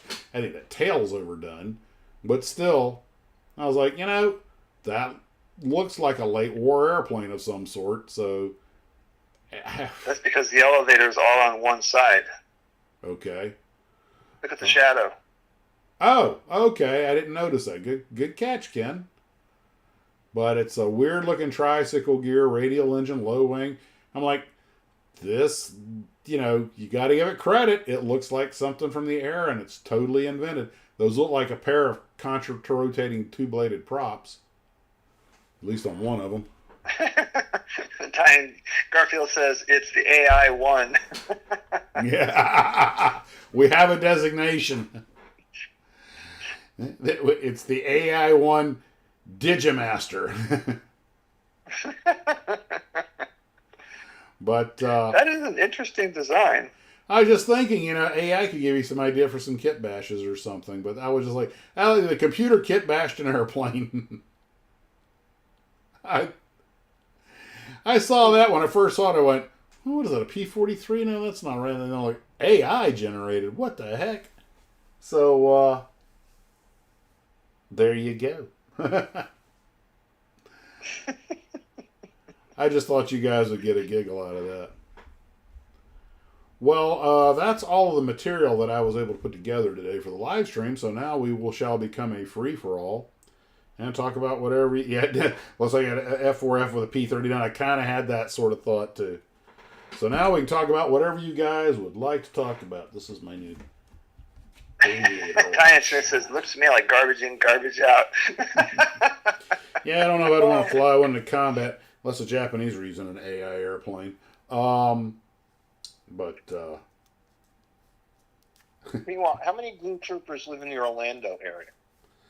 well, I know of at least 2, 3 if you count Bruce up in Daytona, and you got Trey and Fran, and we got. I was talking to Mike today, and Supercar Blondie is going to come to Desertland to drive the limo and have a helicopter land on it in the parking lot. Woo! When's that going to be? I don't know. He's supposed to get me the dates because I asked him for the dates so we could alert the troops in case anybody wants to go. That would be interesting to watch. Max, your thoughts on the 707, one of the greatest airplanes ever made, a true trendsetter. It was leaps and bounds beyond the Comet, even the Comet 4. The British had, the Canadians almost had the first jet airliner. Their Avroliner flew only like 2 weeks after the Comet, although it was what we would consider a regional jet. But the Avroliner was a neat little airplane that should have gone into production. The Comet, unfortunately, as we all know, taught us the dangers of being the first one to market with a new technology. But God bless the Brits for even doing it. But the Comet had a lot of problems conceptually. And I'm not just talking about the thin skin and the square windows. Those turned out to be technical things that were easy to fix. One of the conceptual problems with the Comet was that although very aerodynamically clean, it didn't sit high off the ground, and it had all the engines nestled in the wing root. Now, what makes that bad is if you have a turbine bucket come off or something, the engine explodes or catches fire, it's nestled right next to the next engine and right next to the cabin. Whereas the 707 had them out on pods deliberately far away from the cabin so that if you had an engine explode or catch fire, it represented far less of a threat to the airplane. Although one engine did explode and took the outer third of the wing off with it, but the crew was able to land it. In fact, it's in one of my books. The captain comes on the PA once they figured out what it's supposed to have a little problem. He just looked at, okay, maybe it's not so little. Everybody in the back laughed, and it kind of helped release the pressure, but they landed it safely. Anyway, but the 707, which had its own problems, but the 707 was just a product of good, solid engineering, back when Boeing was a true engineering company. And it was run by engineers. The airplane was, technically it's a first-generation airliner, but I think when compared to the Comet and the Avroliner, the Avroliner had a straight wing, and the Comet, although it had a swept wing, it had a very large wing, partly to make up for the lower thrust engine. The 707 had a truly modern wing. Well, the Dash 80, the prototype, which was not a 707, it was what led to the 135 and the 707. It was a very different airplane. You looked at the wing profile and everything else, but it was a direct predecessor. But by the time, and of course, Boeing had the advantage of having built jets for the Air Force, so they had a knowledge base that de Havilland just didn't have. Not on jet engine design, but on jet airframe design. This is my humble opinion. And they made really, really, really good use of that. A lot of the stuff transferred. Contrary to the myth, the KC-135 and the 707 are not the same airplane. They have different fuselages. The 707 is wider.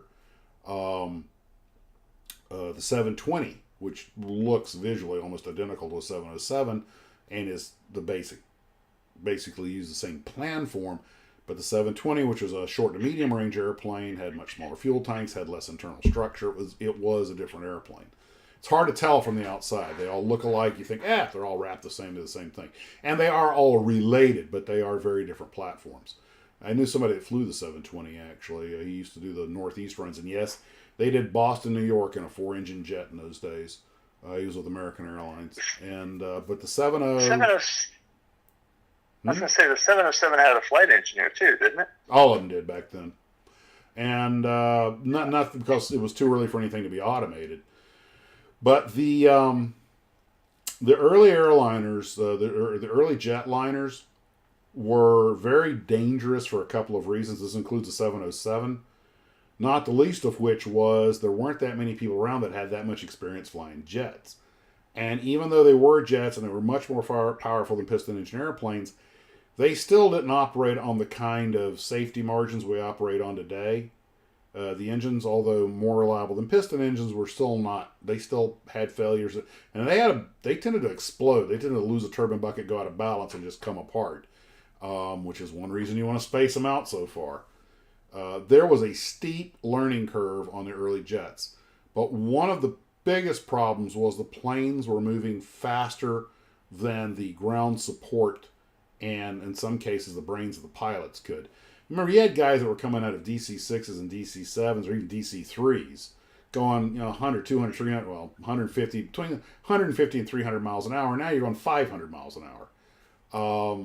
But one of the problems that caused a lot of crashes was the primitive ground aids. Remember, they were still using non-directional beacons that could bounce off of anything and give erroneous readings in the airplane. A lot of HF radio stuff. And the guys were they were looking at round dials, each one of which gave you one piece of information, and the pilot had to calculate all of that in his brain. In fact, a lot of them had actual navigators on board for just that reason. And there was a lot going on in those days. And today, even though the Airbus that I fly gives me a ton of information those guys would have killed for, that doesn't mean you can't screw things up and make a mistake. They've kind of replaced pilot error with automation error. What you put in that box, be careful, because it'll still come back and bite you. And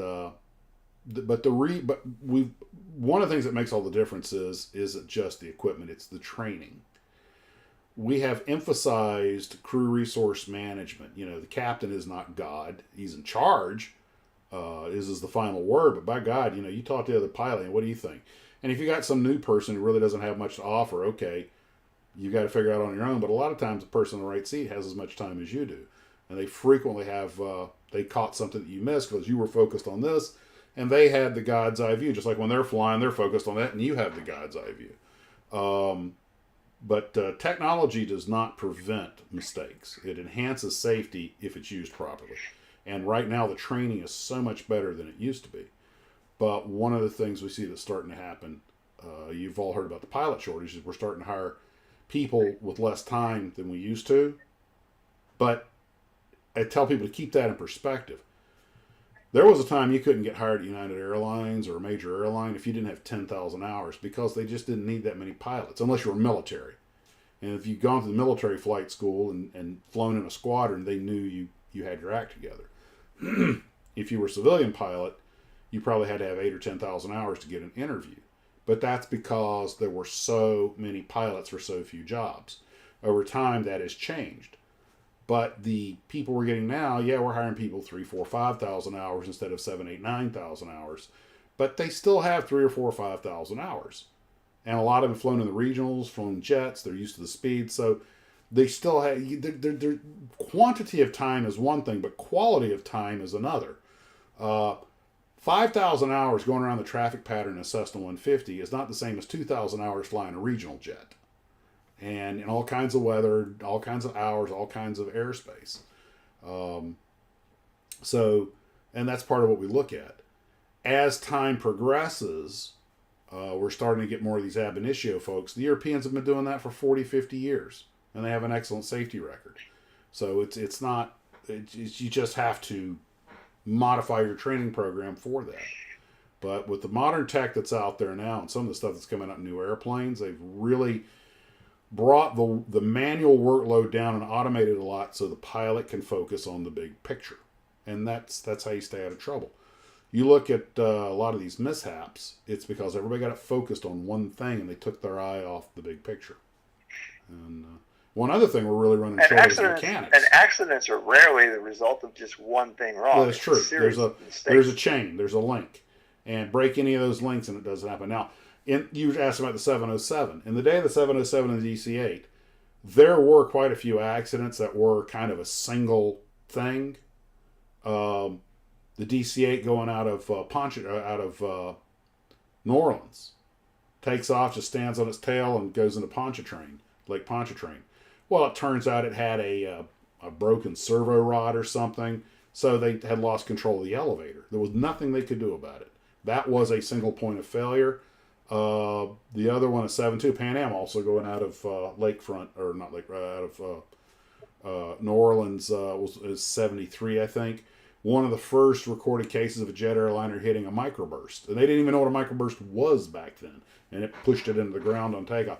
Perfectly normal takeoff. The crew didn't even know what was happening. Because it was technology, it was a problem we hadn't run into before. So there are a few single source like that.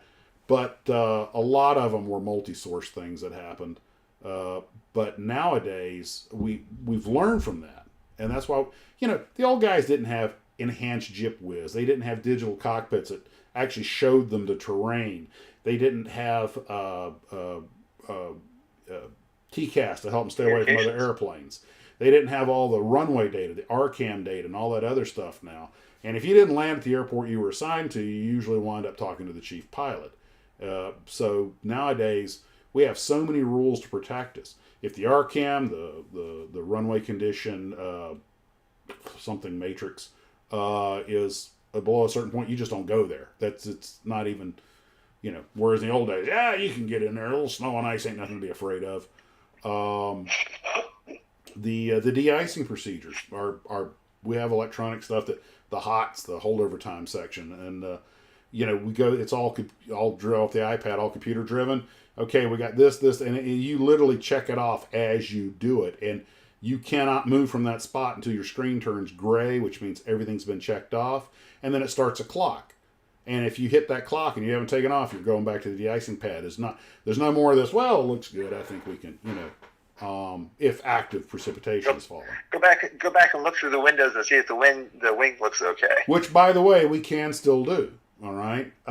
When that thing goes off, if there's active precip, then you're pretty much going back to the de-ice pad. But if the precip stopped and it goes off, and you go back and look, now the wings are clean. Yeah, then you can. But there's a checklist. Do this, if then that, and they didn't have that back then. They didn't have end of runway de-icing, which a lot of airports have now. That's part of what got Air Florida. Well, actually, I don't even know if they de-iced. And the young pilots we have now, it's just beating in them to be conservative. Don't take a chance. So we'll get a Type 1 wash with a Type 4 coat or a Type 2 wash. So they'll, stuff's falling. Okay, they hose down the whole airplane with heated Type 1 or Type 2 that washes the airplane clean. And then the wings and tail are covered with what we call the green snot. It's heated Type 4, and it's like, it looks like snot all over the wing. And it sticks. So it takes 45 minutes or an hour for that stuff to drip off. So you've got 45 minutes, even if it's snowing, it hits that stuff and just melts and slides off instantly. And the little clock's going. You still check it, but that's why you see the airplanes taking off with the green wings and tail when it's snowing. That's all there's de-ice, which cleans the airplane, and there's anti-ice that prevents new ice from forming. And that's why you haven't seen any de-ice or anti-ice mishaps in forever. And that's good. They had a couple up in Canada and one here in the U.S. in the 80s, and that they really bore down on it after that. But it's called tombstone technology. But the Air Florida comes to mind for that problem. Yeah, that actually led to a lot of changes about that. Was one of the mishaps that led to a lot of changes about that. And that's when Howard Stern got fired from his first job, I think. He was the one that called up Air Florida and wanted to buy a one-way ticket from Washington National to the 14th Street Bridge. But I used to drive across that bridge that it hit. Yeah, you and me both. And I was working down there a few years before that, and I actually remember I was out in the snowstorm south of D.C. coming home from our job because they said, okay, you guys need to go home because you got such a long drive. And I remember hearing that on the radio. And the same day they had an accident with the Metro. And I remember coming up 95 south of D.C. and, snowing and, icing all over the place. There was those guardrails that they put, down the middle of the road to keep the cars from hitting each other if they go off the road? Yeah. Yeah. Okay, I'm not talking about the cement ones. I'm talking about the steel ones. Okay. Mm-hmm. Well, they had dual guardrails, one for each side in the middle of the road, and kind of like a little gully between the roads going in opposite directions. And there was a car balanced on top of one of them, top of the guardrail. Hard to do. But not undoable. I see a couple of guys are talking about the F-111 and some other stuff. If I remember correctly, the Air Force lost a B-1 to ice. And apparently it doesn't have any de-icing gear because it's a bomber and they didn't think they'd need it because they figured they'd be flying with the wings swept back where the ice couldn't form. But for whatever reason, they were down low and caked up with ice and, it crashed. And I saw a Russian Blackjack, I think it was, their version of the B-1, which is actually bigger. The video of it trying to land in foul weather, a lot of snow, which, is Russia. And the crew got too much of a sink rate because they couldn't see very well. And the airplane looks like it's making a normal landing, but when it hits, it, bounces and breaks up and rolls over, and just because it hit the ground too hard. And it's a reminder that, in the airlines, everything's about safety. But the military, although safety is a huge deal with the military, ultimately they still have to take certain risks to do the missions. And some aircraft, like fighters, don't really need de-icing equipment because the wings are too thin. Ice can't form. But it can on bombers.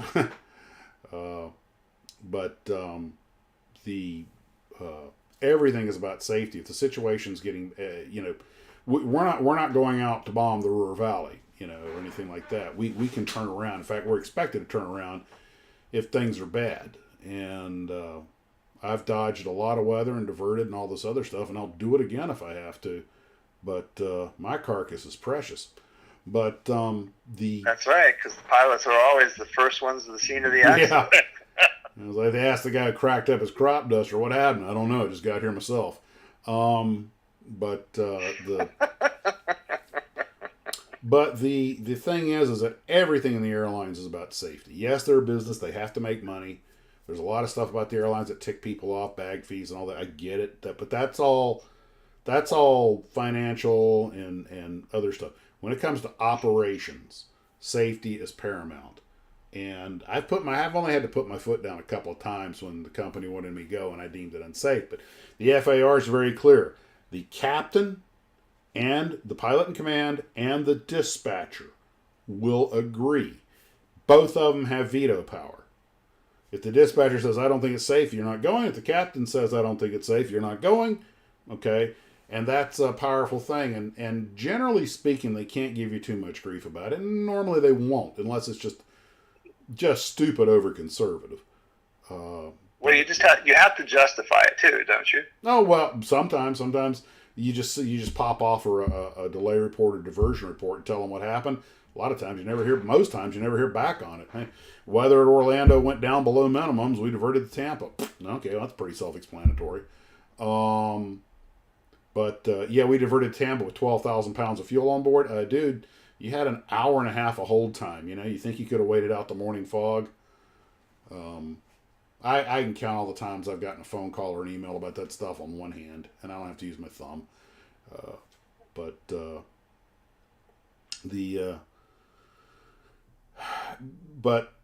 older jets were not as forgiving. They were more manual. They had less in the way of safety features. And all the safety features we have today came in one at a time after something would happen and people would learn. If you were to build a 707 today, you'd have obviously put more modern engines on it and all the safety gear. It would still be a perfectly viable airliner. In fact, one could argue that the 7.3 is just an updated short version of the 7.2, and the 7.5 is just a follow-on, of the 7.0, and that the 7.5 is just a follow-on to it. They just built on the technology. And the 7.5 is, everyone I know has flown that airplane. That and the L-1011. Those are two airliners that everyone I know has flown. The L-1011, what a great plane. Oh, the 7.5, what a great plane. A lot of guys love the 7.6 also. You don't Here's normally... an easy question for you. Uh-huh. Nathan's saying, hey, Max, why do they call it heavy when they use the call signs? They say heavy. Heavy means a wide body. And That's very clearly defined: narrow bodies and wide bodies. If it as a passenger plane, if it's a single aisle like a 7.5, it is a narrow body, and if it has 2 aisles like a 7.6, it is a wide body. It's basically if you got more than 6 rows, you're a wide body, and you also have the super heavy, which is the A380. And I try to give those things as wide a berth as I can, because even though they have a very efficient wing, when they're taken off and they suck that gear up and clean up, they're slow, they're ungodly heavy, and those wingtips are putting out tornadoes. And you'll watch guys, and they're like, you go up behind a heavy and they go, toga this thing and climb as steep as you can. We're staying above his departure path. Because you can stay above wake, you have no problem. But if you get caught down in it, especially behind a heavy, oh man, as our friend Matt Irvin said, you will do yourself a mischief. Ask Goose about that. Yeah. Nathan's got a question. It says, can Boeing really make a 747 with just 2 engines? Oh God, yes. Oh heck yes. With the new engines they have out now, I'm sure they can. And they might. But, a few years ago... You got the 777X. I mean, that thing's pretty darn big. Well, I was going to say there's really not a whole lot of point in it. With the 777X. And, but Boeing has been having trouble selling the 747 for a long time because it's basically too big for most routes now. Now, there's something you kind of got to understand about the 7.4. And the 7.4 Classic, I think, may still be the fastest 7.4 out there. It's ironic that the older one would be the faster one, but it's a little bit lighter and a little bit cleaner. And it has different engines. But anyway. What about the SP? What's that? What about the SP? Well, the SP was long ranged because, they shortened the fuselage, got rid of a lot of weight so it could go higher. And that just extended the range. The SP was, they only built like 50 of those things, if that. But that was strictly designed for very specific routes. And you still see a few of them flying around, too, usually in private hands. Goofy looking, look like a Fisher-Price toy, but man, that thing, it's got some legs on it. But the, and SP, of course, stands for special purpose. But the, or some people say silly plane. But the 7.4, the original 7.4-100, known as the Classic, was designed specifically to carry masses of people to Europe, and then also to Asia. But the whole idea was one trip of Pan Am, who was really the person who pushed that airplane into development.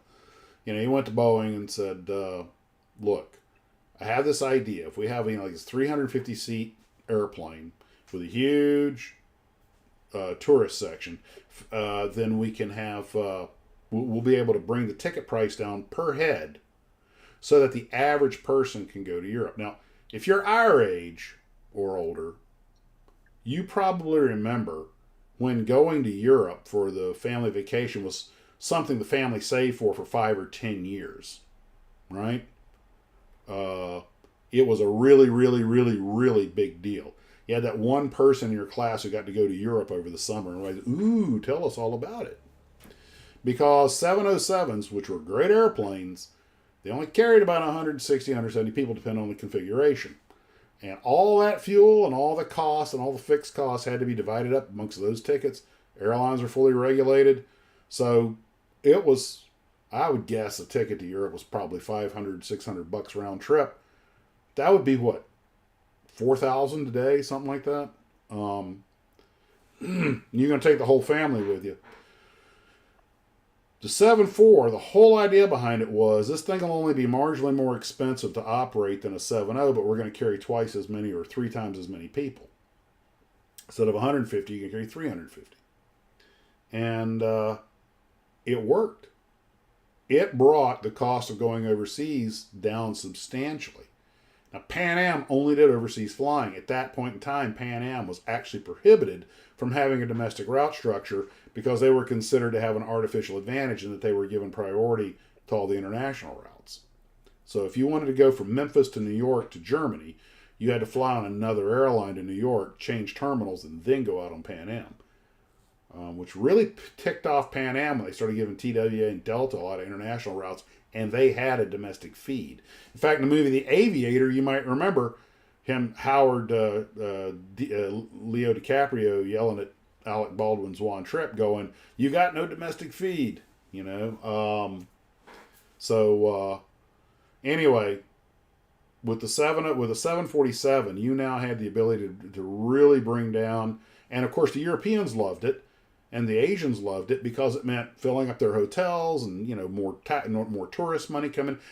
It could be argued, and I have actually heard it stated, that the 747 actually built the tourist trade that we know today.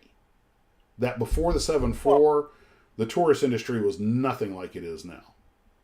Pan Am owned the hotels. Well, that's right. Back then they did, yeah. In fact, several of the airlines got into owning the hotels, but Pan Am, that's right. I forgot about that. And how many pilots do you think could hand fly? Oh, we still have to hand fly. In fact, in a lot of our training, we're required to hand fly. And the Airbus really makes it stupid simple. That thing, you just get it where you want it and let off, and it pretty much sits there. Most modern airliners are so stable. Where you have to watch the hand flying is when you start getting busy in the cockpit. You can't take your focus off what you're doing. So the other guy's super, super busy. Sluggo says, how many pilots can fly with no instruments? I would say all of them. I would say none of them can fly with no instruments. It better be a nice, clear day. If you know the feel of the air, if you know how the plane feels under certain conditions. Ken, if you're IMC, instrument meteorological conditions, no, you don't know we're what not those IMC. No. Oh, well, VFR, heck yeah. Just look out the window, see how fast your shadow's going over the ground. Yeah, looks about right. Mm-hmm. In fact, it's funny you should mention that, Ken. They actually have we have predetermined engine settings for certain speeds at certain altitudes, and so we actually have a little booklet so that if we lose that, we can just set those and we know, yeah, you're pretty much about where you should be, just in case you have exactly that. But the 7.4 was bringing so many people overseas on economy travel that it very much opened up the mass tourism that we know today. Tourism existed and was a big industry in Europe. The 7.4 doubled or tripled it in size. And once Pan Am got theirs, everybody had to have them. You know, T-Way and everybody else. And they almost bankrupted Pan Am because the airplane was certified in 69. I don't think it entered actual airline revenue service until 70. And you know the old saying, never fly the A model of anything. Well, the early 74100s, their first few years, they were just all kinds of problems. A lot of hydraulic problems, a lot of engine. The engine was still fairly new. A lot of engine problems, a lot of hydraulic problems. So they were always being worked on. Then you had the 79 fuel crisis. I'm sorry, the 73 fuel crisis. And then you had all the terrorism, and the planes were flying around empty or half full, and it was bankrupting Pan Am. And because tourism took a huge hit, largely because of terrorism and fuel prices. And that was, it almost... Flying the mail that kept them going. What's that? They made enough money flying the mail. That's what kept them going when things got bad. Well, it was a revenue source to be sure, but it wasn't going to make up for 200 empty seats. And they said that one flight attendant said she remembered going on one flight on Pan Am on a 7.4, and there were like 9 passengers, but the plane had to be in Germany or Italy or wherever it was, so it had to go. And they were just fire hosing money out the back of those things. And eventually, of course, we got past it. They got the bugs worked out of the classics. The fuel prices came back down and things stabilized. But Pan Am had accrued so much debt that when deregulation came along in 78, all the legacy carriers were just caught off guard. I mean, there was no way they could compete with these little upstart airlines that paid their pilots nothing, had very, airlines were selling $29 and $49 Super Saver fares and stuff like that. And these other airlines just weren't geared for that. They had to start laying people off and making demands of the unions and renegotiating leases and all this other stuff. And That's a big part of what led to the failure of Eastern was the labor relations. These guys they had a good deal. They didn't want to give it up. The airline was losing money hand over fist. And that crash in Everglades didn't help. Plane Nut 767 says the early 747 was a money loser for a lot of airlines. Everyone I know that worked JT9s absolutely despised those engines. They were problematic. Same engine that was on the C-5 Galaxy. And the Air Force is having problems with them too. The 7-4 Pan Am was hurting because they were the launch customer and they had most of them. T-Way had them. Eastern never actually had them. You see a 7-4 in Eastern colors, but that was actually a lease back. They never owned that airplane. But Continental couldn't get rid of it fat. When Continental bought People's Express, people had gotten a couple old classic 7-4-100s dirt cheap. So when Continental bought People's Express, they inherited them. They started flying like, holy God, they could not get rid of them fast enough. They were losing money on them so fast. It is amazing. An airplane like that, if you fly it full revenue, you're going to make a lot of money. But it's amazing how easy it is to lose all that money. I mean, you fly one empty airplane, it wipes out 3 profitable flights. And it is a tough industry to make money at. But of all the airliners out there, though, I think probably the most successful is the 737. There've been more of them made than anything else. They're still in operation. They're still updating the platform. It's as big as a 707 now. The long ones, the 900s, and the Maxes, they're the size of a 707 on 2 engines. Advances in technology. And that was Herb Keller's genius. Yeah. Well, the plane was already around. Plane. Yeah, the plane was already around, but it was a good select. It was a perfect airplane for the airline, absolutely. But and they never deviated from that. That's the only one plane they've had. The only one thing that that kind of caused them some problems was they had to keep getting updated versions, and they weren't completely compatible with the older versions. And mixed fleets are always a trick.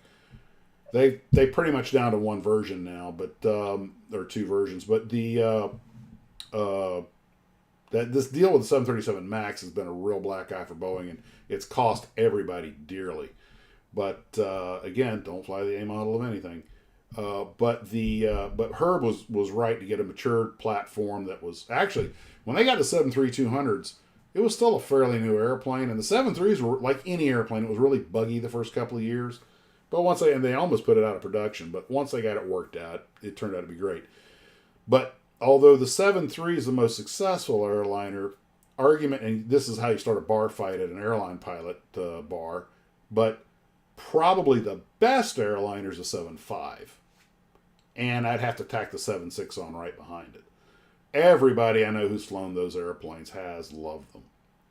Now, I like the Airbus. It's comfortable. It's quiet. It does what it's supposed to do. It got 1,000,001 quirks. It's very different than flying anything else. The whole logic behind how the airplane is built is different, so you have to embrace it. But I only got 2.5 years left of flying before mandatory retirement. So, I'm hopefully going to pick up a trip day after Christmas. But the Airbus is another extremely successful platform, especially the narrow body series. 320s, 321s are everywhere. And them and Boeing could not be more different if they tried. Barry says the best way to make millions in the airline industry is to start with billions. Or another way to look at it is if you want to make a small fortune in the airlines, you start out with a big fortune. That's true. That's it's an old joke and it's an axiom, but it also happens to be true. Wendell's talking about the 7.5 should have been continued. Every airline pilot ever flew one says the same thing. Apparently, the reason because Delta. If the story is to be believed, Delta went to Boeing and said, "Look, we'll buy like 300 7.5s so you'll start the production line up again." But Boeing refused because they were pushing the 7.8. That was their new airplane. We don't need a 7.8. That's more airplane we need. We like the 7.5. Our guys are experienced on it. Our mechanics are experienced. If they were to make a new 7.5 with modern tech, it would be hard for anybody to beat it. 320. So Airbus, Boeing, Delta couldn't get the airplane they wanted, so they went to Airbus. But of course, they got a bunch of Airbuses from Northwest, so that probably accelerated that. But the 321, which I've flown from time to time, is sort of a European answer to the 7.5. It's roughly the same size. By the way, the 7.5 wasn't originally going to sit up on those tall gears. It was going to sit squat like the 321. But they wanted to have a common type rating with the 7.6, so the cockpits had to be at the same level. Turned out that long landing gear was everybody's favorite part, not only to give the airplane a regal look, very elegant, but it also, you can get the wing down in a crosswind. You don't suck crap up off the ground so you don't get FOD damage. It's heavy, though, and it's a lot of extra weight, but the pilots love it. And it's a magnificent airplane. It really is. The Russians made a very similar looking airplane, the Tupolev 204, and I've actually sat in the cockpit of one. But the similarities are only skin deep. You get inside and nothing alike. And but the 321 and 320, I kind of like flying the 321 a little better because it's heavier, it rides a little smoother. But the 320's a little, I don't know, maybe daintier might be the word. You know, it's a little simpler. But the 321, if you got those sharklets on it, man, that thing does not like to slow down coming downhill, so you got to start your descents early. You got to stay out ahead of these things. They got a lot of energy coming down, and they got very efficient wings. They don't want to come down. And it can be a struggle making restrictions sometimes. And they have spoilers on those? They do. We have spoilers. And but if you kick off the autopilot, you can pull out more spoiler because the autopilot has a spoiler limitation. So every once in a while, if you don't like your make it kick off the autopilot, just haul the spoiler back all the way on the 320, and you'll come down a little bit better. But it's usually good just to start your descent early. Keep an eye on the winds. These things have got a lot of automation, but they can get behind. You've got to, don't try to outthink the airplane, but if you look and you see you got a tailwind and it's like, okay, you need to start your descent here. You know what? Maybe I'll just start it a few miles in advance, get it coming downhill, and get that initiated. And that can save a little trouble sometimes. Yeah, what you just said about getting behind, not trusting the automation is what happened to that Asian pilot coming into, was it Los Angeles or some airport in California in a VFR day and crashed the plane? That was San Francisco, and there were 4 captains in the cockpit. I don't think they knew. I think it was the auto thrust was off and they didn't catch it. But the plane kept slowing up, and they're all looking at like, okay, guys, you see the speed's dropping. Shouldn't you add some power? And they just eat.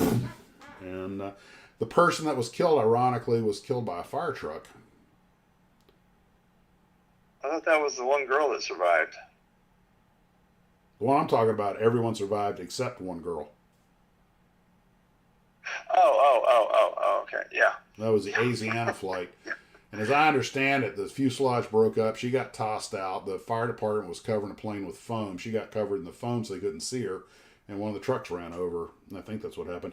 Yes, I have flown the Neos. And they sip gas, but they have their own issues.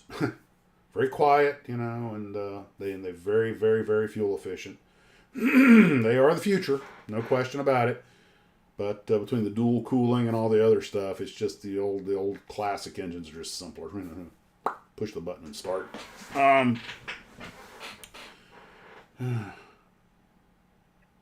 we're coming up on 9 o'clock here. It is that time, boys and girls. I want to thank everyone for coming out. And again, planning a Christmas live stream from Ian's over at Hurricane Hobbies, same time, Christmas Day. Provided, same bat time, same bat channel. Same bat channel, assuming nothing happens. And maybe he'll tell you the story of his youthful daring do that ended up daring don't. Rickenbacker did race cars before the war, which is one of the reasons I think he was such a good fighter pilot. He was older, more mature, was mechanically adept, and had good reflexes and good hand-eye coordination, and was pretty fearless. Yeah, the Neos have had some issues, and any new technology will, but they as much fuel as they save obviously from an airline standpoint, they're worth it because it also extends the range of the airplane. That's how we're able to go to Europe in a 321. And max time, max. Do you have to throttle back any to make Europe? I don't do that. The special quals. I'm not an SQ pilot. I couldn't tell you, but I do know that they have what they call a cost index, which is you plug that in the computer, basically determines how fast you want to go. The higher the cost index, the faster you're going. And I'm sure, but what they're looking at, they look at the winds, the altitudes, the weights, and everything. The computer looks at all this and goes, okay, the most efficient way is this cost index, because in the end, they're more about saving money than time. And and sometimes going fast saves money, and sometimes going slow saves money. It pays to go slow with a tailwind and fast with a headwind. That may seem counterintuitive, but that seems to work the best. Well, guys, I'm going to let everybody go. We'll catch everybody hopefully Monday night. And everybody want to say your nighty nights? Merry Christmas to all, and to all a good night. Right, can't top that one. Sluggo beat you to it. No, I beat him to it. I'm up one from here. Oh, okay. All right. Well, I want to wish you all a Merry Christmas. Glad you decided to spend some time with us tonight. We all appreciate it, and we have a great time. Love your comments, and it's always good to spend time together. We enjoy it. I agree. Guys, take care of yourselves, and as always, model on.